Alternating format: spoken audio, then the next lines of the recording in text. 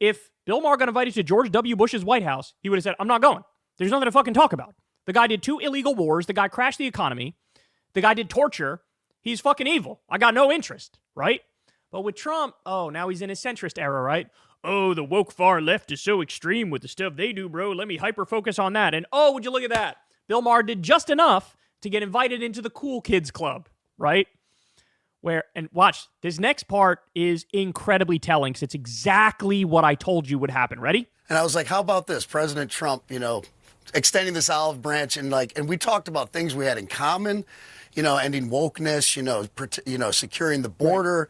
The president was asking him what he thought about policy, going on with Iran and Israel and things. It just meant it blew my mind. It was, right. I was, very, very proud. So Kid Rock admits everything they talked about were things where they agree. So Bill Maher goes to the White House with a president who's literally currently shitting on the Constitution, ripping it up and lighting it on fire. No due process, no habeas corpus, round up innocent people, send them to a slave labor gulag in El Salvador. A president who's threatening 8 different wars, 9 different wars. We're going to steal Greenland. We're going to steal Panama. We're going to make Canada the 51st state. If they don't do that, we'll change the border and take more of their land. Go after Iran. Go after Mexico. Bombed Yemen the other day and bragged about it. Bombed Somalia the other week and bragged about it. Destroying the economy with his tariffs. Tanking the stock market. Massive Doge cuts, destroying Social Security, destroying Medicare, destroying Medicaid, destroying the social safety net, cutting pediatric cancer research. You got this laundry list of shit where Trump is an objective, horrific nightmare. And what did Bill Maher talk about in front of Donald Trump? Wokeness.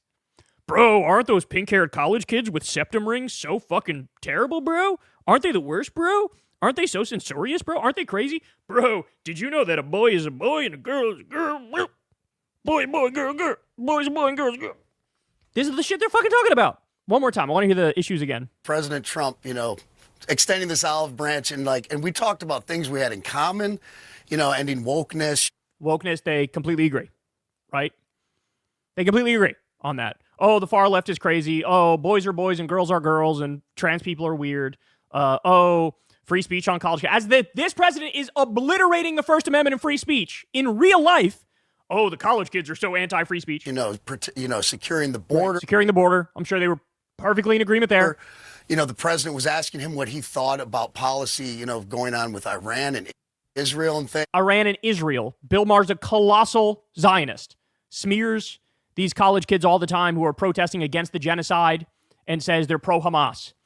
So they talked about only the shit they agreed on. It just meant it blew my mind. It was, right. I was very, very proud. I told you this was going to happen. We got one more. This is also incredibly telling.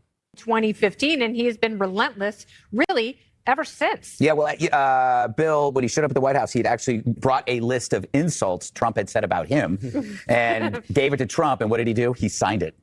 Which is it's all fun and games. We're basically like WWE characters, right? We're professional wrestlers. I say fucked up shit about you. You say fucked up shit about me. Here, let me sign my insults of you. Trumpy, and they laughed and they laughed. Kudos to Maher. They laughed. Ha ha ha. Nothing matters. Policy doesn't matter. The country doesn't matter. He knows this is going to burn whatever bridge that remains with the tolerant left. But he said full steam ahead. And you got to give credit to Kid Rock. He went out on a limb. Wow.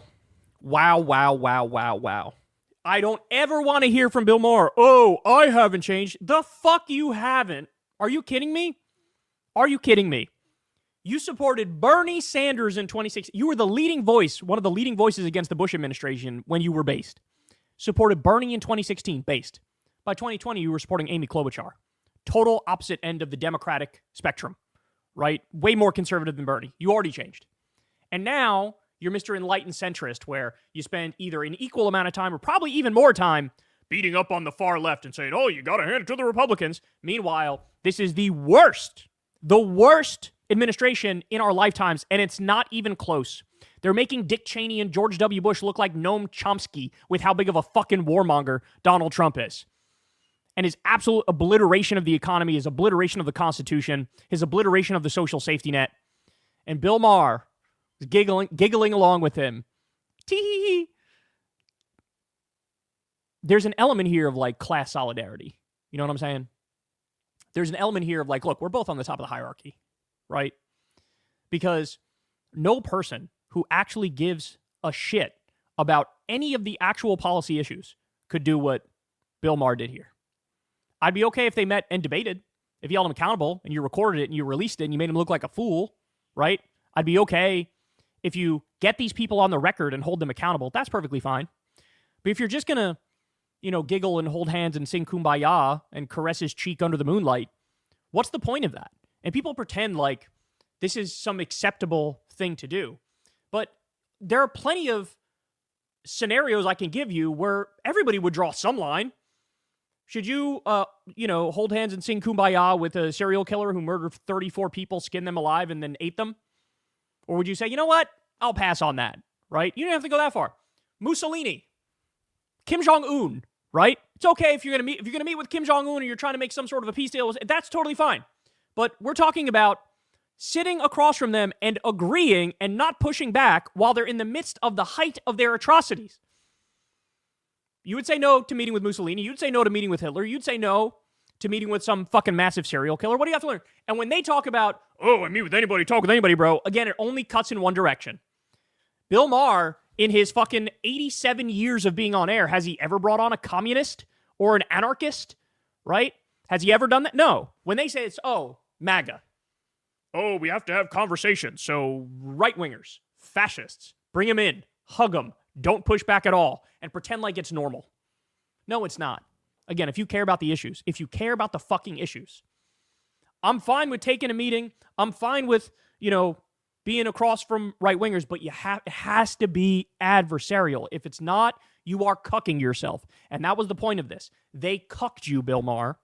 Now, you're a lot less likely, and they go on to say it in this clip, too. I think this is actually really interesting. Listen to this. As a bridge between two quarreling people that he happens to be friends with, and that is sharing the risk at its best. And what do you do when you share the risk? It causes other people to share the risk too. So both of these guys had something to lose, but they put their egos aside because they realized there's nothing to lose at all once you put your egos aside. And because Kid Rock was able to take the risk, they all decided to take the risk. And I think they're going to win from it. The scariest part for a lot of people is finding out that Trump might be a good person, because you've sunk so much of your energy and your life into him being bad. So you might not want to meet him, because the moment that you have to relinquish any of that sunk cost, what's left? That's why you still have, and I think it's easier for Democrats. It's not for never Trump Republicans. They can't let it go because their entire identity is wrapped around that definition of who they are. They go into a room with them, that sunk cost destroys them. That's why I never want to meet AOC. Yes. It'll make it harder for me to ridicule her. That point is actually super important. That's so important. Now that Maher met with Trump, it's going to be harder for him to criticize him, right? And also the thing about, look, interpersonally, I'm sure Donald Trump interpersonally is one of the most charming motherfuckers on the planet. That's not the point. That's not the point. The point is what he's actually doing, what his policies are, how many lives he's destroyed, how he's cut the social safety net, how he's warmongering, how he's ripping up the Constitution. Like, again, you could be the coolest, most down-to-earth, normal dude, and it doesn't fucking matter. And for these people, again, it's an elitist thing. He was nice to me, so... Oh, he was nice to you, so that gay makeup artist he sent illegally to an El Salvador slave labor camp with no due process.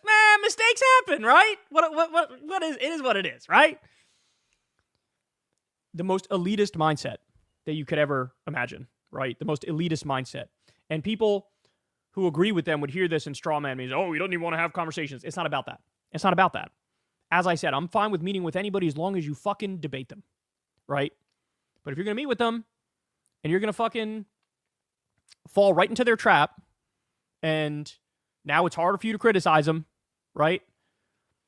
I mean, you just cucked yourself. It's that simple. You just cucked yourself. And now they get to go, even liberal Bill Maher thinks Trump's a good guy, so anybody who's against Trump is obviously an extremist. That's the goal. Hey, y'all, do me a favor and like and subscribe. It helps out big time in the algorithm. Click the bell as well for notifications when videos drop, and watch that video on screen right now. You know you want to.